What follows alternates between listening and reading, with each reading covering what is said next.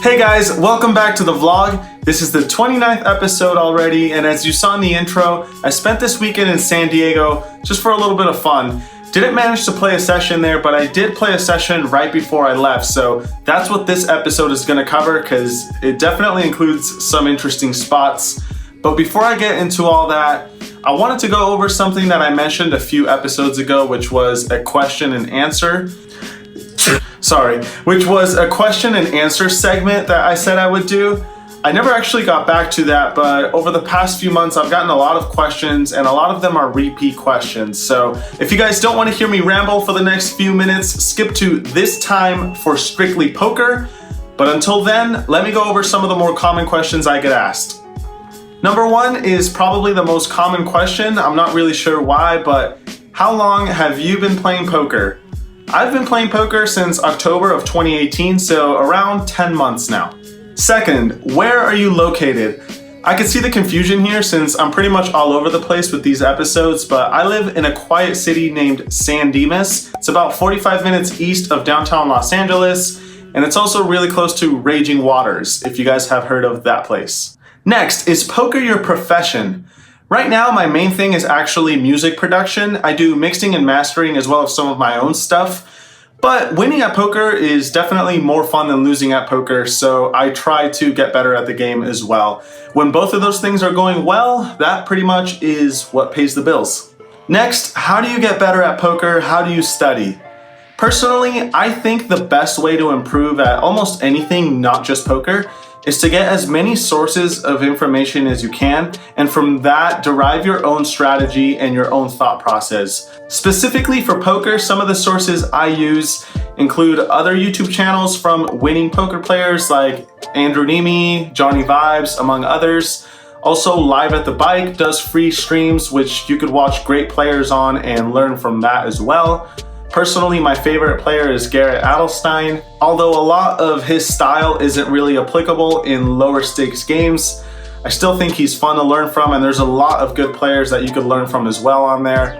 Also, training sites offer a lot of free stuff. I don't pay for anything right now, but there's a ton of articles from Poker Snowy, Upswing Poker, etc., which you guys can look into. And also, solvers are a topic I haven't really touched on. I have dabbled in solvers. I think it's good to learn the core of balance and GTO, and from that branch out and make your own game better.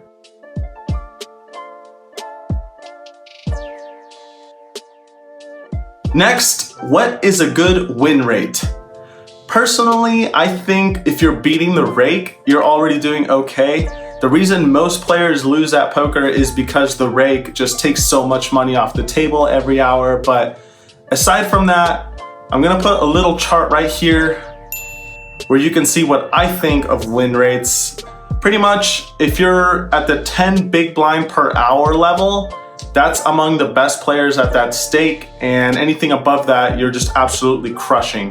However, keep in mind that you have to have a big enough sample size here. Usually around 1,000 hours or more is where you start to get a good idea of how you're doing. All right, next question is a little more fun. What is your favorite beer? I don't really have one in particular, but I do have two beers that I really enjoy, which are kind of hard to find, and also two which are some of the more common. So Asylum by Left Coast Brewing and Cali Creamin' by Mother Earth Brewing, I think it is. And the two more common ones are 805 and Sapporo. Next is, how long does it take you to edit each video? It really depends, obviously, on the exact video, but on average, I would say I spend 12 hours per episode editing, and that's aside from whatever I have to film. So 12 hours is normally what I aim for. Anything below that, it's a pretty good day. All right, last question before we get into some poker. What is your goal with the channel? Honestly, I didn't really have a goal when I started it, but now I think I really like inspiring people to come out and play poker. I've gotten a few messages from people who say they've never played in a casino setting, but watching my videos kind of inspired them to come out and try it for the first time. So that's awesome to hear. I also would like to visit different locations and obviously bring you guys with me. Different episodes throughout the country and maybe even the world someday would be awesome. And also something that's been in the back of my mind a little bit is I want to start a clothing line, probably poker based. I think that could be fun, but I'm not really sure how interested you guys would be in buying my shirts. So if that's something that sounds cool to you, let me know, because I've been thinking that one over for a little bit. All right, that's enough of that. Back to the poker now. I decided to play one last session before heading to San Diego. I visited Lake Elsinore Casino, didn't have too long to play, but managed to get in a few good spots. So I'm gonna share those with you guys right now. Let's get in there and see if we can run up a stack.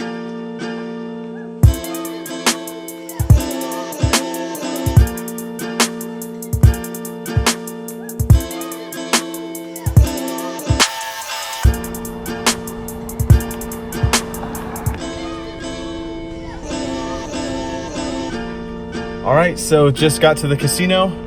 Don't have a lot of time today, as mentioned, so let's make some hands quick, and I'll report back to you guys in a minute.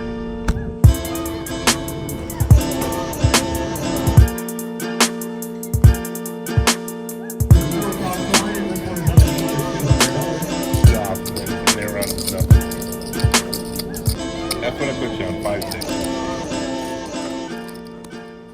All right, so playing some 2-3 no limit, in for $300, and in the first orbit, I look down at 10-9 offsuit from the big blind. There's 4 limpers, so I just decide to check my option. The flop comes ace-9-3 rainbow, and the small blind leads for $5. Pretty small bet, but I think the play here is to just fold. Such a dry flop, I think he's just going to have an ace a lot, and there's still action behind us, but I decided to call, and everyone else makes the call as well. The turn helps us out. It's the 10 of hearts, which also brings a backdoor flush draw. The small blind leads out again for $10 this time. I decide to raise, trying to build a pot here with such a strong holding, so I make it $35, and only the small blind makes the call. The river comes the jack of spades, and he checks it over to us. He only has around $60 now, so I think the only play here is to move all in. That's what I decide to do. He thinks for a little bit and lets it go. So a little bit of help there on the turn. Not sure if we were good before that. Probably not, but happy this pot goes our way and we're off to a good start. In the very next hand, we're in the small blind with 5-3 offsuit. There's 3 limpers ahead, and when it's only $1 more to complete, you can almost call with your entire range here, especially when the big blind isn't really the aggressive type. So I toss in the extra dollar and the big blind checks. So 5 ways to a flop, which comes king 5-3 rainbow.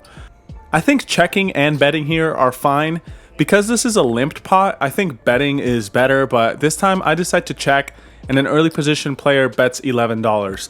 The button calls, and when the action's back on me, I want to raise it up, build a pot, and charge all draws and kings, so I make it $40. And unfortunately, both of the players fold, so not a lot of action in the early going, but still happy to take down the first couple of pots.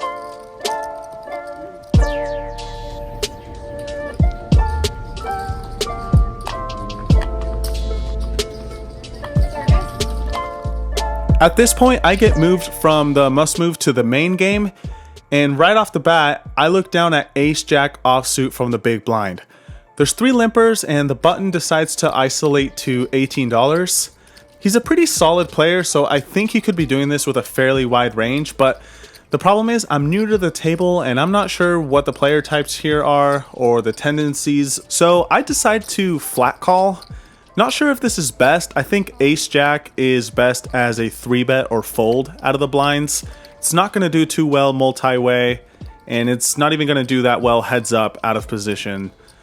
Anyway, this time I decide to call, and there's 2 other callers behind me. So 4 ways to a flop of ace, king, 7 with 2 spades and 1 club. It checks to the button, who puts out a c-bet, although not very big. $25, I make the call, and the hijack makes the call as well. So 3 ways to a turn, which is the 7 of hearts. I check, the hijack checks, and this time the button slows down and checks once again. The river's the 8 of hearts, and I think it's a question of betting for value here or checking to induce. Doesn't look like anyone has much of anything, and there's a lot of missed draws out there. This time I decide to check, thinking that the button will very likely take a stab here. The hijack checks, and the button goes in the tank here, but unfortunately checks it back. I got it. Too bad. Potentially missed some value against the hijack, but felt like everyone was pretty weak, and I'm not sure how much value there was in leading out on that river card. This next hand requires a little bit of backstory. There's a player at the table who's a pretty cool guy, but when he starts to get frustrated, the chips go flying and he just lights his money on fire, to be honest. This is one of those scenarios. He just finished getting stacked by an opponent who got lucky against his top set. And then the next shuffle, he reloaded for 300 and opens under the gun to $15. There's 2 callers and I look down at pocket kings on the button.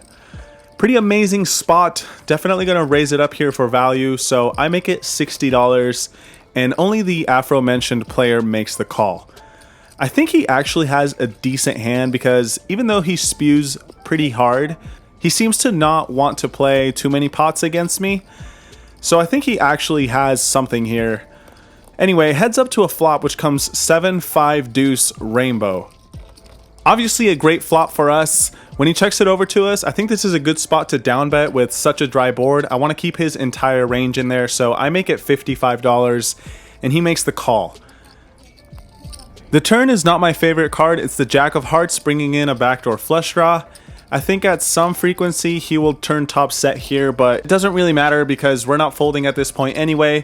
When he checks it over to us, he only has $150 behind, so we could sometimes check here to induce a bluff on the river, but the pot's just too big now to get too fancy. I decided to just stick it in and hopefully get action from ace jack, flush draws, or even middling pocket pairs that don't want to fold.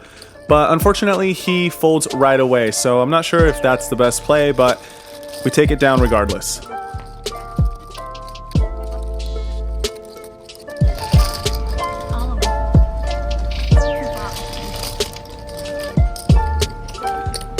Alright, in this next hand, the straddle is on, and we look down at 2 black queens from under the gun, open it up to $23, and get no less than 3 callers. Under the gun 1, middle position, and the straddler.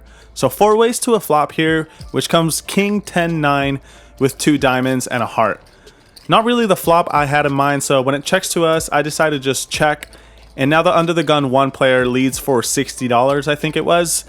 The straddler makes the call, and I think this is just a spot where we have to fold, so even though we block the nuts with an overcard out there and potential 2-pair combinations, it just seems a little stubborn to continue here. Turns a 6 of diamonds, and a little surprisingly, it gets checked through, and the river's a jack, so we would have made a straight, and once again, it goes check, check. The straddler shows king deuce offsuit and wins. So a pretty good indication of action in this session. Some pretty loose calls, and there was plenty of money to be made, I think, but unfortunately, had to call it a day after this hand and get going. I know you guys miss my blonde hair, so I'll send you back to my video version right now.